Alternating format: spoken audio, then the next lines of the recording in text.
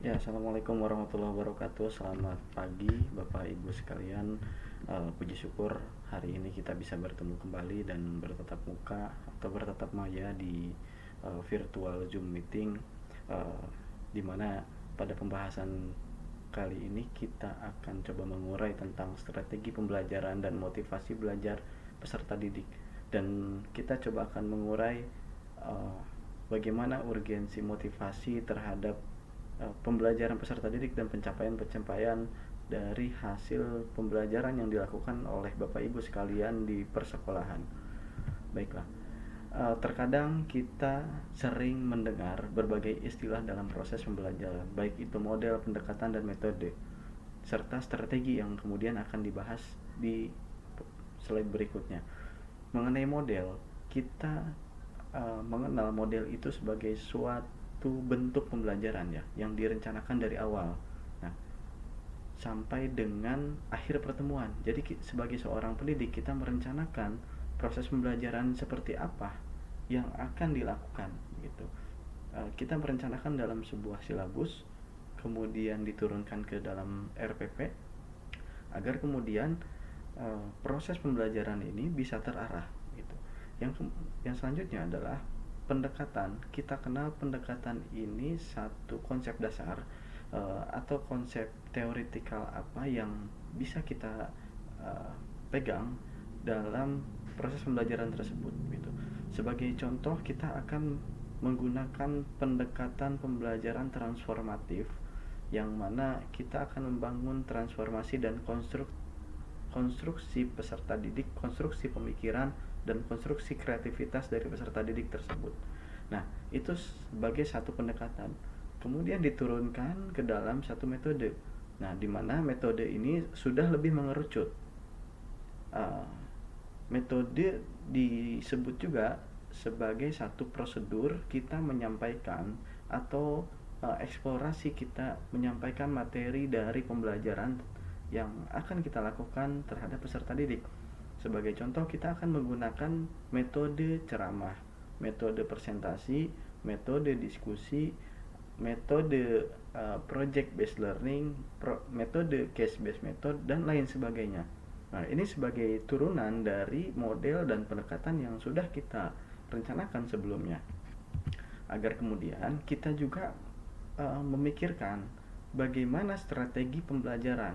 Nah, strategi pembelajaran ini akan berbicara tentang cara mengajar kita, gitu. Cara mengajar kita dengan menggunakan gaya apa sehingga pembelajaran yang dilakukan bersama peserta didik gitu ya, ini bisa dikatakan efektif, sehingga ukuran sebuah pencapaian pembelajaran itu seperti nilai atau portfolio, kondisi afektif peserta didik, psikomotoriknya, dan kognitif tentunya sebagai satu penilaian, ini bisa tercapai dengan baik dan efektif begitu ya.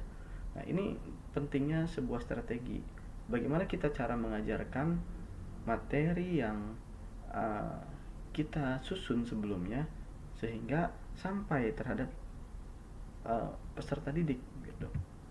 Nah, bagaimana kita berbicara tentang strategi yang efektif? Nah, strategi pembelajaran yang efektif bisa dikategorikan ke dalam beberapa kategori. Yang pertama, kita menggunakan visualisasi gitu. Visualisasi sangat erat kaitannya pada proses pembelajaran dengan dunia teknologi, di mana video grafis, infografis itu sangat efektif dimunculkan. Terlebih dengan teknologi-teknologi saat ini seperti Zoom meeting, menggunakan PowerPoint, slideshow gitu ya. Lalu bisa juga pembelajaran kooperatif yang melibatkan keseluruhan peserta didik gitu dalam proses pembelajaran. Dan instruksi berbasis pertanyaan. Strategi apa yang akan bisa kita lakukan untuk mengeksplorasi pendapat mereka dan persepsi mereka adalah dengan instruksi berbasis pertanyaan. Nah, kita bisa bertanya kepada peserta didik, bisa mengeksplorasi apa pendapat mereka tentang satu tema yang akan kita bahas. Nah, selanjutnya penggunaan teknologi dalam kelas. Di dunia sekarang, terutama di abad 21 dan era teknologi 4.0, teknologi harus digunakan secara efektif dalam proses pembelajaran. Baik itu dalam perencanaannya, baik itu dalam penyusunan materinya, bahkan dalam penyampaian materi. Nah, selanjutnya mengenai motivasi peserta didik, ini penting juga untuk kita gali secara bersama-sama, karena kita yakin setiap individu memiliki keinginan untuk merubah dirinya menjadi lebih baik. Nah, perubahan tersebut dapat dicapai dengan belajar, dan tentu dalam proses pembelajaran ada interaksi motivasi. Nah, ini sebagai refleksi buat kita, perubahan apa sebetulnya yang ingin dijadikan untuk masa depan peserta didik kita. Tentu banyak, agar mereka bisa mandiri, memiliki potensi dan keterampilan. Nah, kita coba bahas lebih spesifik tentang motivasi peserta didik. Motivasi dikatakan sebuah daya, gitu ya.